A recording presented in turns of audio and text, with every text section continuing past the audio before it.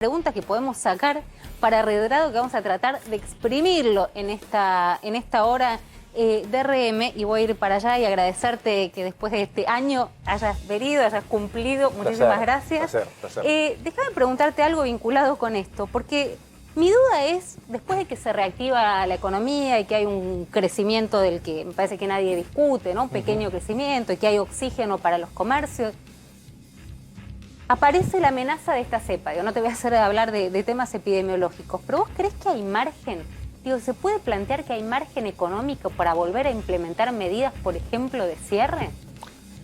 Yo creo que la clave está en lo que vos dijiste hace un instante, en la vacunación. Digo, por suerte hemos avanzado de los problemas que teníamos el año pasado y de la incertidumbre que teníamos en términos de poder tener cura para esto. Entonces, yo creo que hay que insistir en vacunar y en algunos casos también muchos chicos que no quieren vacunarse, me parece que hay que hacer mucha educación sobre ellos. Si hubiese que implementar medidas, digo, que no parece una cuestión tan lejana, no creo que un cierre estricto, ni mucho menos, digo, nadie está hablando de una cuarentena. Si la economía aguanta. Sí, si la economía aguanta.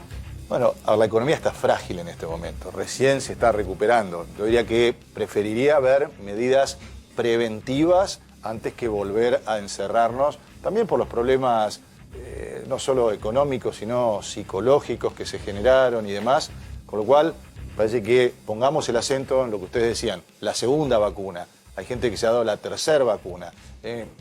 Uno empieza a leer de estos temas y aparentemente, no soy un especialista, pero como ustedes, como todos, uno empieza a estudiar estos temas, dicen bueno, que cada 6 meses es lo ideal darse un refuerzo. Con lo cual, digamos, trabajemos en ese sentido. Vamos a prevenir antes de, digamos, de un escenario donde, de un escenario donde puedan cerrar. Más crítico. Ahora, déjenme contarles, y le voy a pedir a mis compañeros, Martín Redrado lo conocen, es director de la Fundación Capital, también la maestría en bancos centrales en el, ¿cómo sería? Asia Business School. En la Escuela de Negocios de Asia. Bueno, quería cancherear con que manejaba el inglés, estaba más o menos, ahora el inglés de Macri. Bueno, esta sería la presentación formal. Si yo le pregunto a Javier Calvo, larga experiencia en política, y a Jairo Straccia, en larguísima experiencia en economía, más allá de esta cuestión formal, ¿por qué es importante que esté acá? ¿Por qué es importante que esté acá y por qué claramente, digamos, es el hombre de la semana y ha sido uno de los hombres más buscados en estos últimos tiempos? Porque siempre que hay vaivenes económicos se lo menciona como posible ministro de Economía. ¿O miento?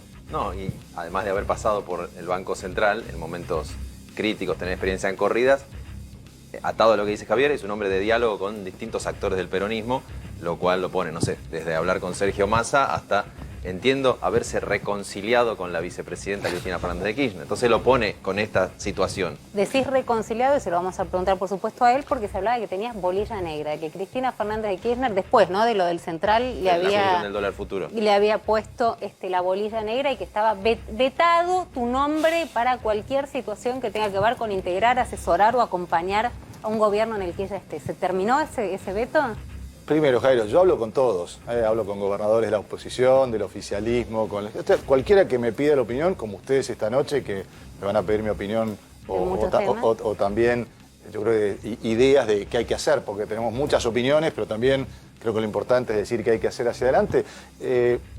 Lo que ocurrió el año pasado, también cuando el dólar subió en ese momento a 195, la brecha se ha ido a 120%, un día en mi WhatsApp, en mi escritorio, aparece alguien que no conocía el número y me dice: hola, soy Javier Timerman, soy el hermano de Héctor. Le digo: sí, por supuesto, te conozco, no nos conocíamos personalmente. Él tiene una distinguida trayectoria en Nueva York, en finanzas, es un hombre muy conocido. Y me dijo: quiero tomar un café con vos. Y le dije: bienvenido. Vino a mi escritorio, a Fundación Capital, y estuvimos charlando 1 hora, el minuto 40 me dice: me parece que sería bueno que la vicepresidenta escuche tus opiniones. Y le dije: bueno, como no tengo ningún problema. No, yo creo que hay que siempre mirar para adelante y sobre todo en un momento tan crítico de la Argentina. Bueno, y eso ocurrió, yo no lo di a conocer en su momento, después trascendió. ¿Desde cuándo no hablabas con ella?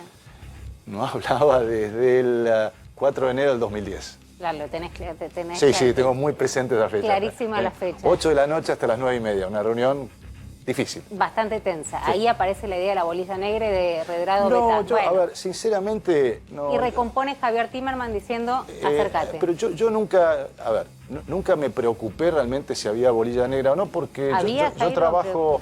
A ver, no, yo trabajo en el sector privado. Digo, tengo un equipo de economistas, Fundación Capital, asesoramos a 150 empresas en los 6 principales países de América Latina, con lo cual, digo, escuché de muchos de ustedes, pero realmente no me preocupé en saber si había, porque no me sumaba ni me restaba tener o no, ni tampoco me quitaba el sueño. Ahora, la gran pregunta, y no sé si vos tenés después de esa charla acceso a una respuesta, cuando el gobierno dice que quiere avanzar con un acuerdo con el fondo, uno se pregunta, bueno, ¿cuánto apoya a Cristina? Entonces estaban esperando qué va a decir. El otro día apareció el texto donde dice, te banco, pero anda vos, yo no tengo la lapicera, o algo así. Te banco no lo leí. Hacete cargo vos. Sí, más hacete cargo vos, es tu acuerdo. Respecto de qué quiere hacer la vicepresidenta puntualmente con el Fondo Monetario? ¿Arreglar, no arreglar? ¿No lo sabés? No, a ver, yo no voy a interpretar a la vicepresidenta, pero de lo que conozco siempre... tanto cuando fue presidenta de la Nación, siempre ella fue constante en decir que los Kirchner siempre cumplieron con las deudas y se hicieron cargo de las deudas de otros. Esto ha sido siempre su palabra, su pensamiento. Si lo ha cambiado o no... Lo repitió en la carta del sábado. Exactamente. Con lo cual, digo, no me sorprendió eso.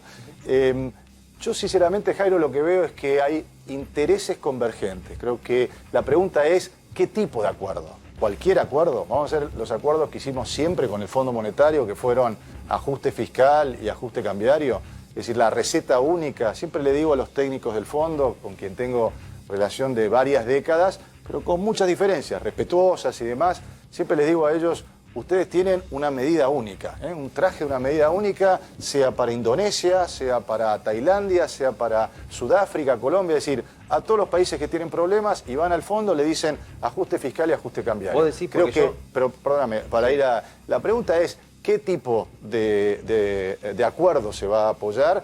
Y en esto creo que tenemos que ver, y fundamentalmente tenemos que hacer un acuerdo que sea para estabilizar la economía y para crecer. Yo creo que Pero eso es posible. Yo hoy hablaba en producción de que hay miedos y esperanzas, ¿no?, que están conviviendo en estos días. Y uno de los miedos que poníamos sobre la mesa es esto. Viene el acuerdo con el fondo, a nosotros todos nos trae malos recuerdos decir Fondo Monetario Internacional, pero puntualmente por esto. La economía está rebotando al 10% interanual. Arreglar con el fondo puede implicar cortar esa recuperación, porque no se te pidan cortar en obra pública, por ejemplo, lo que está gastando el Estado en obra pública, que te digan, mira, achica eso, o vos tenés margen para decirle que no. Por supuesto, por supuesto. La clave es no cometer los errores que hemos hecho en otros programas con el Fondo Monetario, que el programa te lo hagan en Washington. La clave es hacer el programa en la Argentina, y un programa que debe tener 2 ejes fundamentales. Primero es cómo bajar la inflación, qué hay que hacer para que aumente el salario real, el poder de compra, y de esta manera aumente el consumo, y qué hay que hacer para que crezca la inversión y crezcan las exportaciones.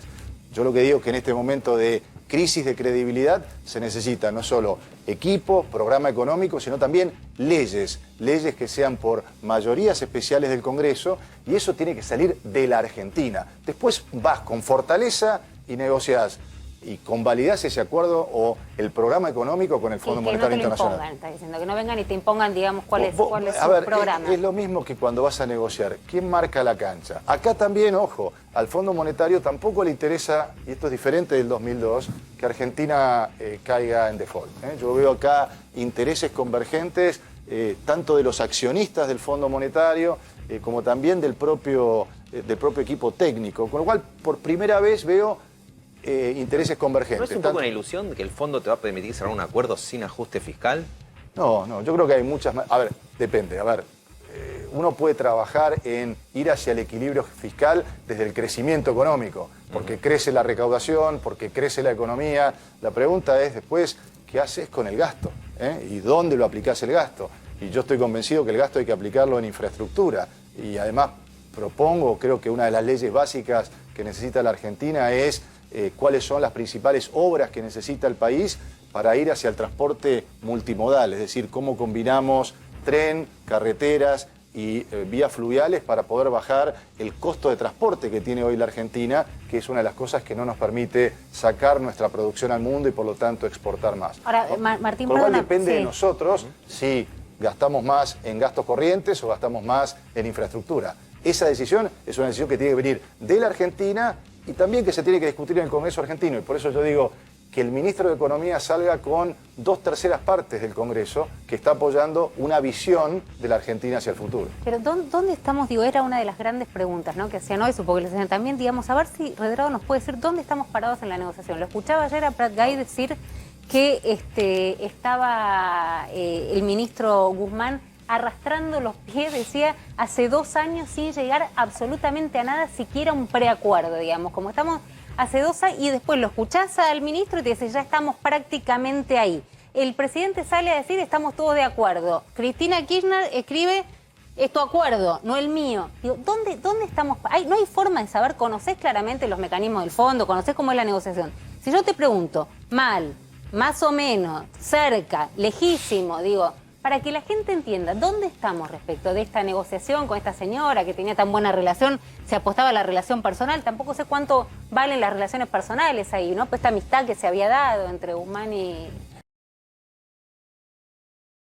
parados en la negociación. Lo escuchaba ayer a Prat Gai decir que estaba el ministro Guzmán arrastrando los pies, decía, hace 2 años sin llegar absolutamente a nada, siquiera un preacuerdo, digamos, como estamos hace 2 años, y después lo escuchás al ministro y te dice, ya estamos prácticamente ahí. El presidente sale a decir, estamos todos de acuerdo. Cristina Kirchner escribe, es tu acuerdo, no el mío. Digo, ¿dónde estamos? No hay forma de saber, conocés claramente los mecanismos del fondo, conocés cómo es la negociación.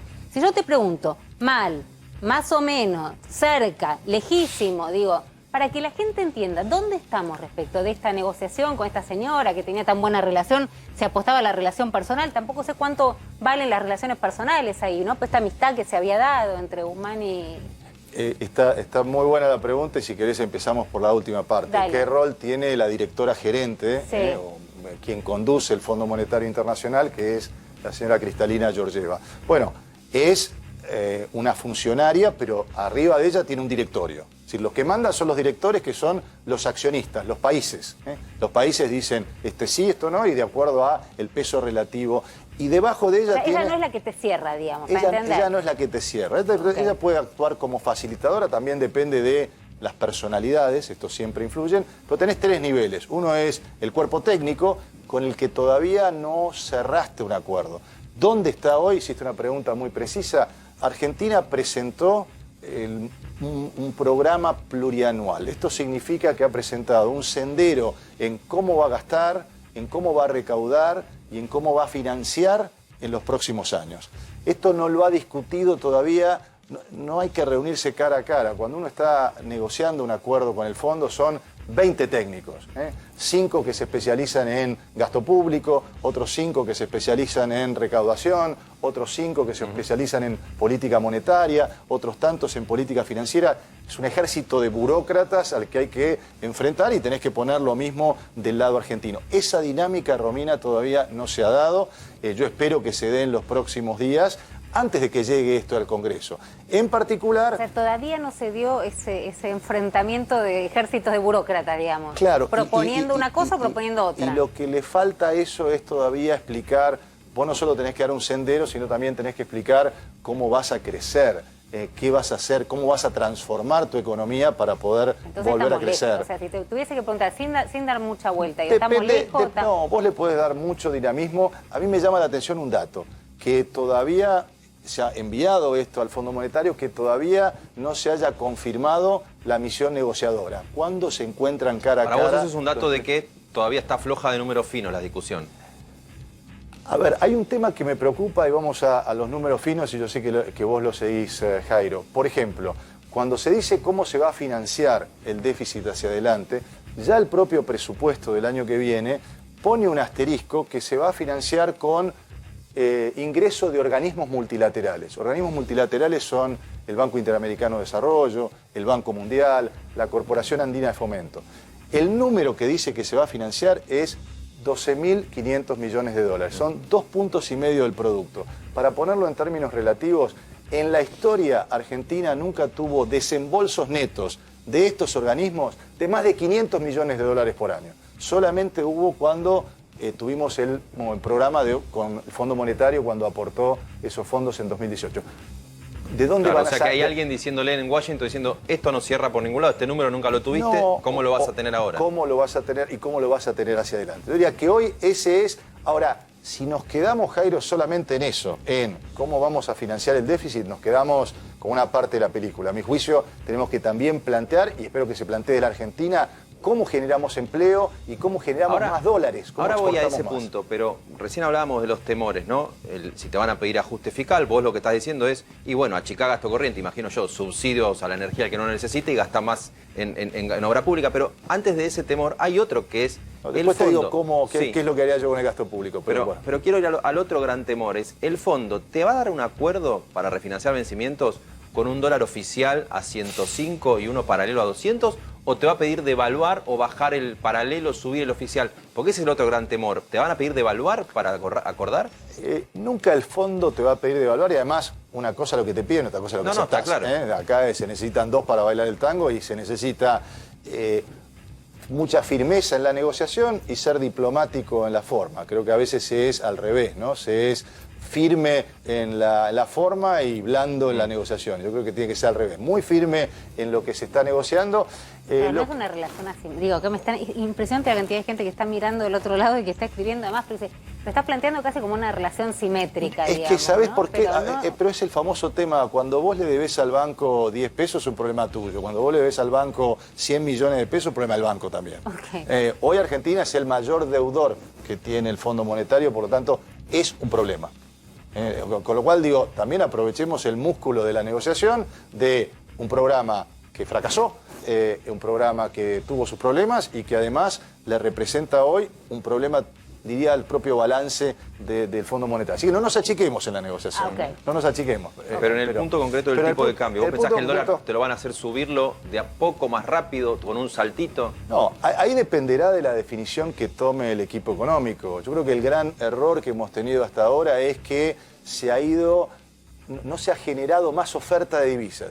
Desde que se puso el cepo cambiario, lo que hiciste fue apretar, reprimir la demanda. Y cuando vos decís un bien es escaso, lo que haces es que la gente lo desee más. El enfoque debe ser cómo genero más oferta. Vamos a dejar algunas ideas también. Por ejemplo, Argentina ha generado en los últimos 2 años una excelente relación con México, por ejemplo.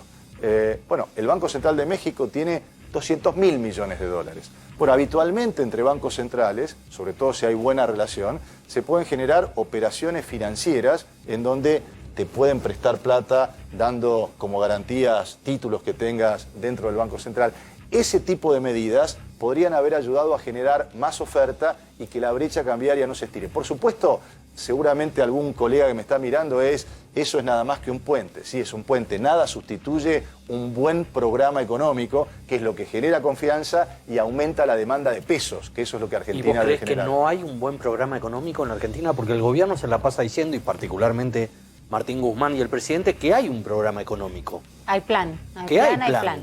Bueno, primero se dijo que había plan, que no había plan. Yo creo que hay una economía que también vos lo marcabas al principio, estamos con un gran nivel de incertidumbre con respecto a la pandemia. No hemos salido todavía, creo que la oportunidad, yo te diría, más que discutir la semántica de plan o no plan, todavía no hay un sentido de rumbo para la economía argentina. Si yo le pregunto a cualquier comerciante que nos está mirando, ¿usted sabe cuánto le va a pagar de salarios a los trabajadores que están con usted? ¿Usted sabe cuál es el nivel de tasa de interés que va a tener si tiene que sacar un crédito en el banco? ¿Usted sabe cuánto va a estar el tipo de cambio? Con lo cual, ese sentido de rumbo, Javier, es el que falta. Ahora, pero, dependiendo, sí. Porque quería ver, si querés vemos juntos a Gabriel en varias cosas, pero a Gabriela Cerruti, porque en esto de la desinformación, también vuelvo a insistir, ayer lo veníamos hablando todo el tiempo, tenemos que ver, tiene que ver los dirigentes, tiene que ver el periodismo, porque ya parece casi una cuestión de fe, ¿no? Querer o no creer.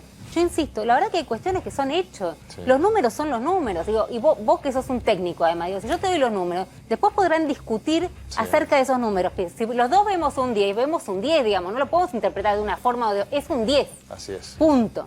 Mirá lo que decía Gabriela Cerruti sobre cuán robustas que hablaba eran las reservas del Banco Central. A ver. Las reservas del Central están robustas, como dice el ministro Martín Guzmán. La economía argentina está creciendo y está reactivándose. El consumo interno está creciendo y está reactivándose. En ese camino y de una manera muy responsable estamos haciendo frente a los diferentes obstáculos momentáneos que se van presentando. En ese contexto también el Banco Central va a estar monitoreando la situación y la medida se extenderá o no de acuerdo a la diferente situación que vaya evaluando en su conjunto sobre la situación financiera y macroeconómica de la Argentina el Banco Central.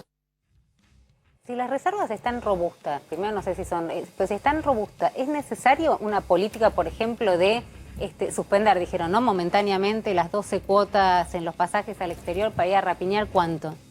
Y para por lo menos no subsidiar, qué sé yo, unos 100 millones de dólares por mes. Pero tan robusta, no es tan robusta. No, escuchás a la portavoz del gobierno. Vos lo dijiste claro. Veamos los números. Digo, sí. En lugar de adjetivar... Por eso digo, robusta. ¿Qué sé yo que es robusta? Veamos los números.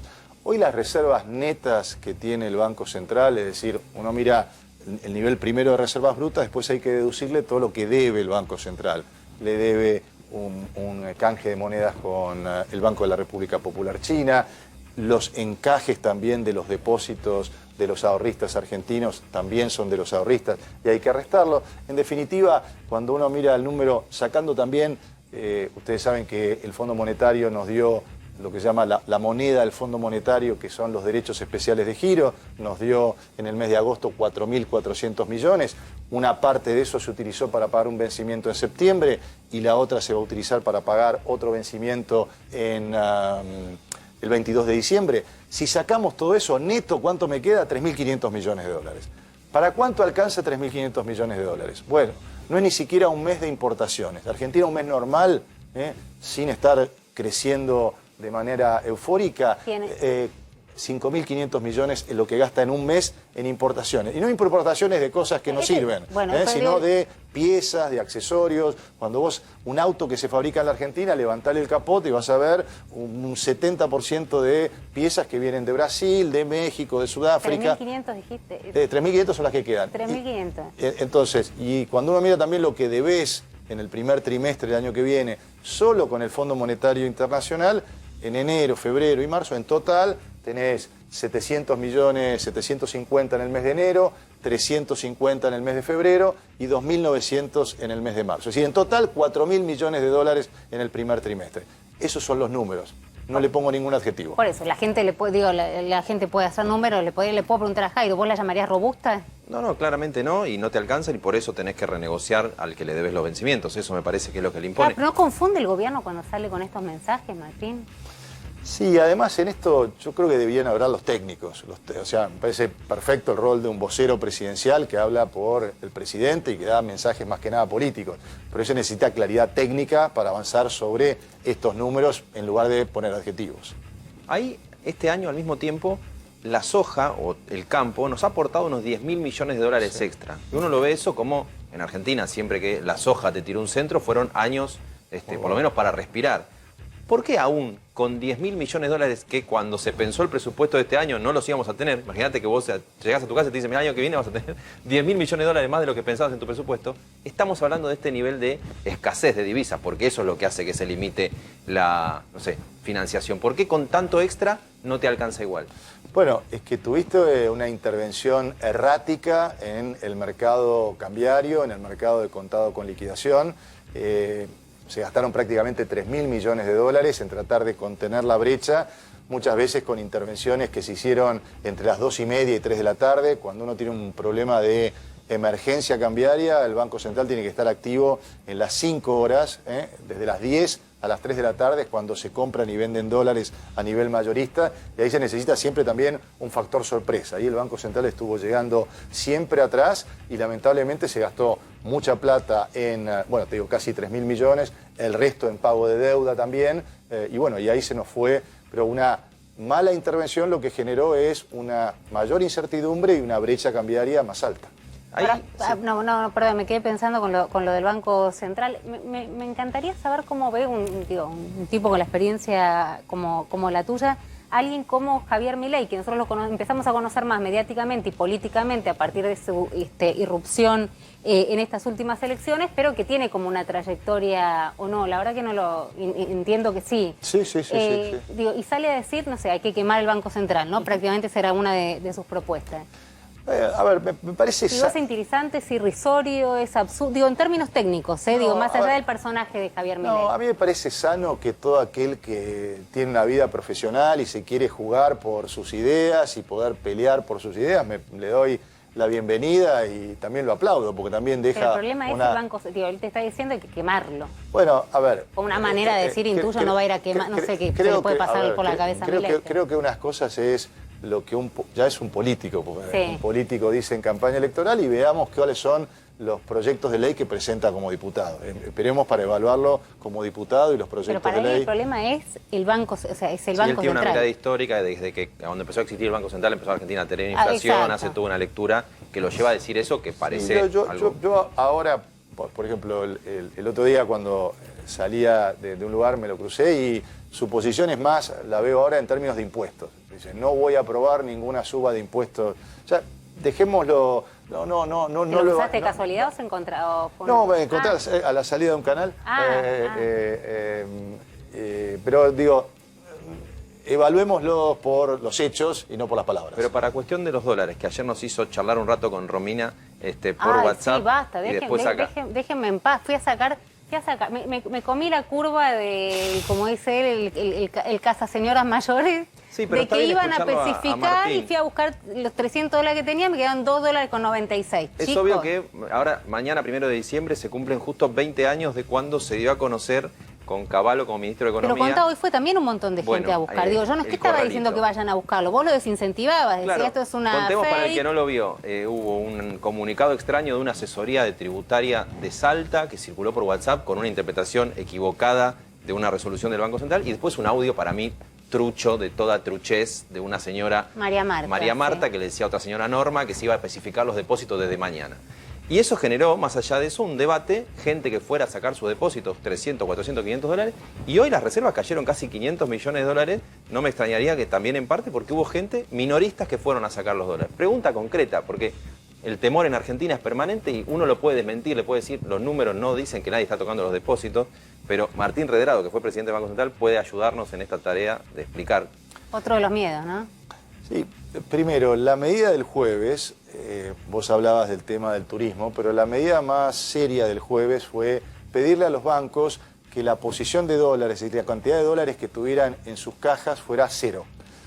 Y eso generó mucha confusión. A mi juicio fue una medida... Por fuera de los depósitos. Cuando vos por decís, fuera de los depósitos. Esto que vos contás como algo que se sabe no es exactamente. conocido. Es la caja. Los bancos habitualmente necesitan un número no muy grande para poder hacer operaciones propias, no de... Como inversiones. Exactamente, propias, pero que no son de los depositantes. La medida fue, lo hablábamos antes de salir al aire, realmente cuánto le pudo generar al Banco Central, no más de 100 millones de dólares que terminaron vendiendo los bancos. Con lo cual la medida fue inapropiada en términos de tiempo, mal diseñada y peor comunicada. Peor comunicada, claro. No tenía nada que ver con los depósitos. Peor comunicada. Ahora voy a eso. Pero la medida fue, digamos... Pero fue en conjunto con el tema de las 12... Exactamente. El jueves, el directorio del Banco Central se reúne todos los jueves. Ahí hay que estar atento a ver qué Perfecto, resolución. como el acuerdo de la... Está bueno, o sea, como el acuerdo de la Corte, vos sabés que el jueves tenés Banco Central. Vos seguís mucho los temas judiciales. Sí, dale. Ponen el chip, el tema Ahí jueves está, a la jueves, mañana, jueves a la mañana, que sale en términos de resoluciones. Entonces, pero lo que pasó, digamos, tanto en la gestión, vos lo mencionaste recién, la gestión Prat-Gay, como en mi gestión, generamos un esquema normativo que lo que hace Romina es que los depósitos, quien tenía depósitos en dólares o quien hizo depósitos en dólares, la norma te marca estrictamente que el banco lo que puede hacer es prestarle a un exportador. A un exportador que genera dólares. Entonces, no hay lo que se llama diferencia de monedas, que fue lo que nos pasó antes del 2001. Y lo que no se le presta a un exportador tiene que estar encajado, tiene que estar guardado en los bancos. No se puede tocar, digamos. No se puede tocar. Y está guardado en el Banco Central. Con lo cual, observemos un fenómeno que pasó que muestra la solvencia que ha tenido y cómo esta medida que se tomó en su momento, la llamamos una medida macroprudencial de protección del ahorrista, pasó las pruebas más duras. Desde que se hizo el cepo en agosto del 2019, se fueron 17.000 millones de dólares de argendólares, que la gente dijo, uy, se viene otra vez, dudó, fue, buscó. Había 32.000 millones de dólares a finales de agosto de 2019, hoy hay 15.000 millones, se fueron 17.000. La mala noticia es que se fueron, la buena es que los dólares estaban. Y los dólares siguen estando, porque si alguien viola esa norma, si algún miembro de algún banco corre riesgos penales. O sea que hay una norma que establece perfectamente que los depósitos en dólares quedan encajados en el Banco Central a disposición del ahorrista o del exportador. Y el exportador tiene que devolver dólares. Ahora, vos hablabas de errático y mal comunicado. Y creo que también ahí está la clave, ¿no? Más allá o no, digamos, directamente relacionado con el escenario. Porque es el mismo día donde se comunica que de un día para el otro se suspenden la posibilidad de comprar en... Entonces vos decís, se están metiendo con las cuotas, que las cuotas, digo, ¿a quién golpea? Ahora vamos a ver lo que sea Parrilli, pero la verdad que creer, digo, que yo insisto, que Paolo Roca saca sus 4 tarjetas y empieza a ver cómo financia un pasaje, es la clase media, ni siquiera te diría la clase media acomodada, lo que llaman los ricos, me parece que hay una idea, un prejuicio ideológico tremendo, no se ven complicados por la medida. Ahora, mirá lo que decía Parrilli justamente este día, entonces vos decís, no, bueno, lo de los dólares es una estupidez de una fake que dice María Marta, pero me avisan que de un día para el otro yo no voy a poder comprar más pasajes, tenía pensado las vacaciones, se venía el Black Friday, mucha gente sentada en la compu por ahí viendo qué paquetes turísticos organizaba. El día anterior las cámaras habían organizado la venta de paquetes online justamente después de la pandemia para ver si vigorizaban con eso un poco la entrada de guita y te lo suspenden. Mira lo que decía Parrilli al respecto, a ver si lo tenemos por ahí. Con el Fondo Monetario Internacional la clase media no va a poder viajar al exterior, porque los dólares tienen que ir para el fondo, y esa es la verdad de la mecanismo. Mire, del 2005 en adelante aumentó la cantidad de argentinos que viajaron al exterior de manera impresionante durante nuestra gestión y durante nuestro gobierno. Y esto empezó a limitarse, obviamente, cuando comenzó a las consecuencias de la política económica que había llevado adelante Macri. Pero Macri era, ¿no? Pero Macri. Era el pero Macri. Sí. No, Otra vez, no son los técnicos, es Parrilli, digamos. No, pues yo haría una reflexión. Cuando vos te digo la verdad de la milanesa. Sí, pero cuando vos tenés un momento de emergencia cambiaria como tiene Argentina, y te lo digo también por haberlo pasado en 2007, 2009, lo que tenés que demostrar es tranquilidad. Lo que tenés que demostrar es que tenés la pelota pisada, que no te van a llevar por delante, que tenés los instrumentos, que no estás actuando por detrás de los acontecimientos, que no estás manejándote de manera desesperada. Estas medidas, o una serie de medidas que se han dado, dan la impresión de manotazos. Entonces, el problema ¿Pero era está... necesaria o había otras opciones? Bueno, como te digo, el enfoque debería ser... Busquemos más oferta de divisas, busquemos qué incentivos podemos generar para que haya más oferta. Ir rapiñando, a ver dónde puedo rapiñar pero en la de manera respuesta anterior desesperada. tuya, un poco explicás, por lo menos, por qué tienen que tomar la medida de las cuotas. Si vos decís, le quedan 3.500 millones de dólares líquidos, pero y en un mes te tienes que gastarte 5.500 en importaciones... ¿Por qué no buscás otras alternativas? Como te digo, buscá con otros bancos centrales que son amigos, buscá una operación que se llama técnicamente un repo, es decir, como uno pide un préstamo y da como garantía títulos valores, o operaciones también que se pueden hacer con bancos privados del exterior. Por supuesto, para esto hay que generar confianza. La precondición de la política económica, yo te puedo dar una cantidad de instrumentos. Ahora, si vos no generás confianza, ¿cómo se regenera la confianza? A mi juicio, a mi modesto entender, hoy se necesitan leyes que marquen un rumbo y que digan, Argentina salió en esta dirección, y entonces no hay medidas de corto plazo que puedan interrumpir. Es decir, pongámonos todos que vamos en la Ruta 2 y vamos todos para Mar del Plata, pero no uno que va para Rosario, otro que va para Córdoba. Marquemos ese camino y marquémoslo con leyes. Claro, la oposición te dice no te puedo acompañar porque no tengo la menor idea, digamos, de cuál es la ruta. Vos tenés que presentar qué es lo que querés hacer. Y todavía eso no está. Pero hay una oportunidad ahora en el corto plazo. Entonces tratemos, en lugar de tirar leña al fuego, como siempre decimos, está por salir la selección a la cancha, somos todos hinchas de la selección. Digo, más allá de todos estos bemoles que planteamos, es cómo hacemos para que a la Argentina le vaya bien. pongamos ideas sobre la mesa para que el programa que se presente y en el Congreso, tenemos muy buenos economistas en el Congreso, también puedan discutir sobre cómo se estabiliza la economía y cómo se crece. Ahora, Martín, te preguntaban los chicos, ¿no? Y quiero volver a este tema. Una manera de recuperar confianza en un gobierno donde entiendo que la tiene muy difícil, digamos, volviendo a conquistar a su electorado después de un montón de situaciones que pasaron, que por ahí tienen que ver con la economía, pero también tienen que ver con la política, con la pandemia, con la foto del IVO, con el vacunatorio. Digo, podemos sumar un montón de cuestiones. Les pregunto, digo, ya que venimos analizando el tema, una manera... ¿Es el recambio, digo, un recambio de verdad, no cosmético, digamos, de gabinete, empezando por el ministro de Economía? Se habló, ¿no?, en su momento también de Culfas. Digo, ¿es una manera de intentar generar esta confianza? Los ministros son... ¿O tiene que terminar la... Digo, porque esto lo preguntan todos, ¿o tiene que terminar Guzmán la negociación con el fondo? Estamos los tres, vamos pasando la pelota, nos vamos mirando. Pensé que ibas a preguntar si para que asuma Redrado. No, primero quiero entender, después quiero saber si entra él, pero primero quiero entender. No, pero a ver, voy a empezar yo entonces. A los ministros no se los puede echar por televisión. Es un resorte exclusivamente del presidente y son funcionales al presidente. El presidente debe decidir, me parece que esto de decir un ministro sí, un ministro no. Igual vos no hablaste con el presidente, hablaste cuando, por ejemplo, digo, tiene mucha injerencia Cristina Kirchner, a vos Javier Timerman te llegó a hablar con Sí, pero Cristina.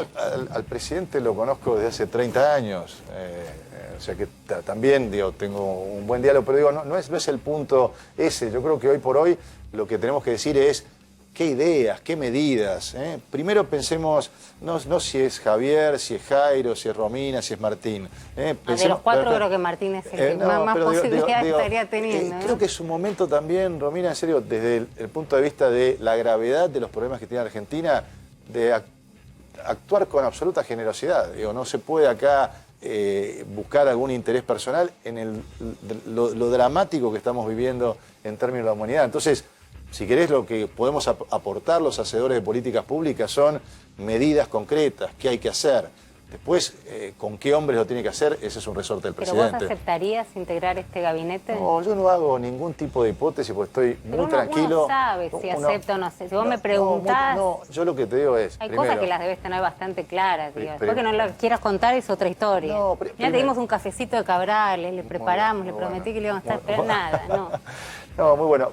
Primero, yo estoy muy cómodo en el sector privado. He trabajado prácticamente más de la mitad de mi vida profesional en el sector privado y estoy muy bien y hoy soy dueño de mi tiempo y dirijo una maestría en Banco Central en Malasia y asesoro también a otros gobiernos en el exterior, con lo cual tengo la voluntad que a la Argentina le vaya bien, no tengo una voluntad de... Además ya fui vicecanciller, presidente de la Comisión Nacional de Valores, presidente del Banco Central.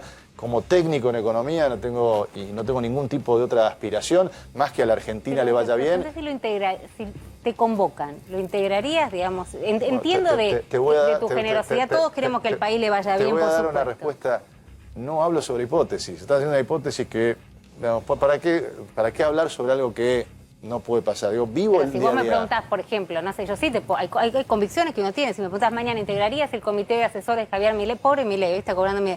¿Integrarías el comité de asesores de Milei? Y la verdad que no. Tengo discrepancias ideológicas, políticas, de forma de manejarse, qué sé yo. No. Yo lo que te digo es primero, una hipótesis, no va a pasar. Antes que la persona, Argentina, desde mi visión, necesita 5 leyes y necesita mayorías especiales. Entonces, primero te digo, hay capacidad en el poder político de tener una ley que marque un sendero monetario. Hay capacidad de una ley que marque la desindexación del gasto público, planteando un sendero en 4 años para poder bajar la tasa de inflación. Hay capacidad de generar una ley que modernice todo el sistema impositivo argentino para poder generar verdaderos incentivos para la inversión, bajando la carga tributaria, ampliando la base de tributación, generando incentivos como, por ejemplo, amortización acelerada para aquellas empresas argentinas que invierten en más capital, en más empleo. Hay capacidad de una ley de promoción de exportaciones que diga retenciones cero para todas las empresas que aumentan sus exportaciones, es decir, no para las que ya exportaron, sino para el aumento. Hay capacidad de hacer una ley de infraestructura. Entonces, primero pensemos en las leyes, después pensemos en el Congreso y después por último los hombres. Martín, y en ese contexto, yendo al 2022, imagínate, desde un empresario de una multinacional que te debe pagar tus honorarios para que le hagas estos cálculos, pero a una pyme se lo vamos a acercar acá a través de la pantalla. Exactamente. ¿Qué le decís del año que viene en materia de inflación, por ejemplo? Porque estamos ante un experimento, ¿no? El kirchnerismo convivió con baja inflación, se empezó a subir cuando vos te estabas por ir, tuvo inflación de 23, 25. Ahora va a tener 3 años de ¿cuánto? ¿36 el año pasado? 45, 50 este año. 53 nosotros. ¿Y el año que viene cuánto? Bueno, depende de lo que hagas con la política económica. Pero si seguís con más de lo mismo, bueno, la palabra del presidente del Banco Central es importante, pero más importante es la palabra de un expresidente del Banco Central. Yo no quiero generar expectativas con mi palabra en términos, pero lo que te puedo decir es que la inercia que lleva a la inflación es a llevarnos a un nivel mayor del que tenemos este año. Hoy leía Orlando Ferreres hablar de 55-60% de inflación. El otro día leía a Marina Dal Poyetto también hacer escenarios de 60% de inflación. Ya uno dice 60 como si, bueno, pero estás diciendo 50 ahora. La pregunta concreta es, ¿puede crecer la economía que rebota 10% este año? ¿Puede crecer, no sé, 3, 4% el año que viene con 60% de inflación? Una economía no solo se va a estancar. Si Argentina en realidad lo que ha tenido este año, Jairo, es un rebote, pero hace 10 años que viene en estancamiento con inflación. Es decir, una economía que no crece. Si miramos el Producto Bruto Per Cápita, es decir, cuánto producimos cada uno de los argentinos, tenemos el mismo Producto Per Cápita por habitante que en el año 2006. Entonces, el rebote no es crecimiento en el cual el gobierno se está engolosinando, ¿no? Y sale como a decir, estamos creciendo, pará, es un rebote, claro, no es lo mismo. A ver, caíste el 9,9% el año pasado, venías también de los 2 años anteriores, caíste un 2,1 y 2,4 en años 2018 y 2019, con lo cual venías del subsuelo, bueno, del subsuelo subiste a la planta baja. Pero tu escenario optimista el año que viene, ¿cuál es? El escenario optimista en términos de mi escenario base, si hay optimismo. El escenario base que le transmito a mis clientes es un crecimiento del 2%. Digo, no salimos de la estanflación, Jairo. Una inflación parecida a este. Es optimista. Un poco más alto. No salimos de la estanflación si no generamos cambios de fondo en la economía argentina, si no generamos un programa antiinflacionario y si no generamos un programa de crecimiento. Ahora, mientras tanto, que actúe sobre los motores del crecimiento. Para que haya motores de crecimiento tenemos que hacer que crezca el salario real y para eso tenemos que hacer que baje la inflación, tenemos que hacer que aumente la inversión y para eso tenemos que bajarle impuestos a aquel que quiere invertir y tenemos que aumentar las exportaciones. Son las 3 claves para tener un que son crecimiento. 3 fotos que tenés este año, pero vos decís que las tenés por contraste con el 2020, porque tenés récord de superávit comercial, tenés la inversión creciendo al 15%, dice Estudio Ferreres, pero todo contra 2020. Él dice el crecimiento del salario real, chicos, digo, el salario real no crece. Sí, que el salario le gana a la inflación. Los que tenemos la suerte, digo, todos acá, de tener laburo y estar trabajando. Digo, la verdad, vas a negociar el año que viene y pedís el 60%. No sé, andá, me lo negocia, dale. Te sacan carpiendo. Digo, ¿alguien puede negociar pidiendo el 60%? No te lo dan. No te lo dan. Igual fíjate si me lo podés negociar, si te lo agradecería un montón, pero digo, es un escenario imposible para los que tenemos la suerte de estar laburando. Sí, imagínate para el que trabaja en negro. Bueno. Para el que trabaja en el sector público. Te quiero preguntar por una inquietud que me surgió al ver una entrevista que le hicieron a tu hijo, Tomás. Sí. En la revista Noticias, no sé si la tenemos por ahí, una pregunta final que le hicieron. Él está en Miami. Sí. Y habla sobre... justamente le preguntan si volvería al país. Y Tomás responde, la vuelta la voy a hacer siempre, es mi país. Hace 2 semanas hablé por teléfono con mi padre y me dijo que de acá a 2 años lo mejor era que no volviera y que arrancara con mi visa en Estados Unidos. Me dijo que íbamos a entrar en algo muy heavy.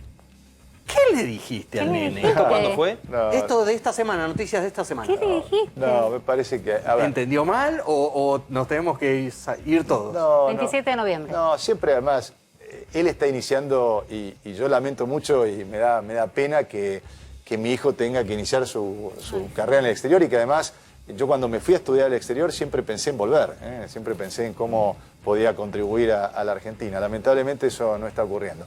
Pero no, él está entusiasmado con su carrera, está además desarrollando en algo que por suerte no tiene nada que ver con la economía, con lo cual está desarrollando a artistas plásticos argentinos en el exterior, artistas plásticos contemporáneos. Yo no le dije eso. Siempre, además, depende de la política económica. O sea, nunca puedo decir algo que vienen 2 años o no. Creo que él está justificando también... O metiste en un quilombo de padre del hijo. No, pero sí, viste que a veces un hijo le dice cosas que a los demás no le dice. Calvo. No, está muy buena la pregunta. Lo que uno extraña, yo viví, por ejemplo, cuando me fui a estudiar al exterior, viví 8 años afuera.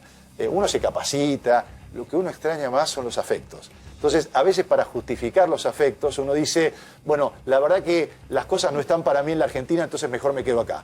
Entonces, me parece que esa es la justificación que hizo... Pero es muy heavy una cosa, digamos, imagínate que lo digamos ese cualquiera... es el escenario pesimista que no dijo en la otra parte de la pregunta. Porque dijo optimista 2% y un poquito más de inflación. El pesimista otro es es quedate ahí que se viene algo muy heavy, claro. Jamás, además heavy es más una palabra de chicos de 20 años, yo no la uso, pero creo que es más que nada una justificación de él para iniciar su carrera, decir, bueno, estos 2 años en la Argentina me voy a dedicar a fondo a lo que está haciendo y bienvenido, y le damos todo el apoyo, pero... se extraña los amigos, se extrañan los afectos, se extrañan las cosas que el asado, el mate, todas esas cosas que no ocurren cuando uno está en Estados Unidos, y a veces, Javier, uno tiene justificación, pero ahora te lo digo, como padre, además como hacedor de políticas públicas, depende de lo que hagamos. Si hacemos las cosas bien, a la Argentina le puede ir muy bien. Hoy sobra plata en el mundo y me ha tocado trabajar en distintos proyectos de inversión en América Latina que están captando fondos para energías renovables, por ejemplo. Hoy la transformación hacia energías verdes que hay en el mundo es formidable y la plata que hay para eso, o sea, que a buenos proyectos, o sea, que jamás puedo decir se viene heavy en la Argentina, depende de lo que hagan. Si seguimos con más de lo mismo, y bueno, no vamos a tener resultados muy diferentes o sea, de los que hay tuvimos margen hasta para ahora. El volantazo, digamos. Vos ves el margen para el volantazo. Lo que pasa es que ¿quién los convence de que el camino que están tomando, que parecen estar tan convencidos, no es el correcto? Bueno, nos está llevando a este escenario heavy, que me gustó, digamos, como análisis técnico. Yo veo una oportunidad ahora en los próximos 3 meses. Hay que discutir un programa y hay que además negociarlo con el Fondo Monetario. Bueno, tomemos esto como una oportunidad para hacerlo. Vos fuiste funcionario en la Comisión de Valores en la época de Menem, te tocó ser presidente del Banco Central con Néstor Kirchner. ¿Cuál tenía razón de hacia dónde tenía que ir la Argentina? Qué buena pregunta. Yo siempre me ocupé de decir, y fue una frase que siempre repetí, cuando me tocó ocupar alguna responsabilidad pública, siempre me ocupé de mi metro cuadrado. Es decir, cuando fui presidente de la Comisión Nacional de Valores, lo que busqué es que el mercado de capitales argentino le sirviera a las empresas argentinas para poder financiarse, para poder crecer, para poder realizar proyectos. Pero sin el cassette, para terminar, porque nos van a echar. Sí, ¿Cuál te sentías que iba mejor? A ver, fueron 2 épocas distintas y yo la verdad, además tuve otra época también que poca gente recuerda, cuando fui vicecanciller, tanto de Eduardo Duhalde como de Néstor Kirchner en la primera parte, y me tocó abrir mercados internacionales. Yo siempre traté de dar y de hacer, o sea, no bajo los brazos para ver a una Argentina frustrada. Con lo cual, eso fue lo que hice en las distintas funciones que me tocó. Ocuparme de mi metro cuadrado, hacer una función técnica y rendir cuentas. Estoy convencido que dejé una Comisión Nacional de Valores mejor de la que encontré. Y estoy convencido que dejé un Banco Central mejor del que encontré. Martín Redrado, impresionante la cantidad de gente que está del otro lado. ¿Será muy caro como columnista? Sí, pero los de la maestría en los bancos centrales de Leia Business School, por ahí, ¿no? Pueden hacer algún aporte, te tenemos acá. No. Sí, encantado, más uno hace muchas cosas a gusto y ad honorem, así que por suerte, con gusto cuando quieran. Que no pase otro año, antes de los 3 meses queremos tenerte sentado acá de vuelta. Gracias, Martín, por cumplir. De verdad, muchísimas gracias. Muchas gracias a ustedes. Nos volvemos a encontrar mañana a las 10. A las 10 en punto. Voy a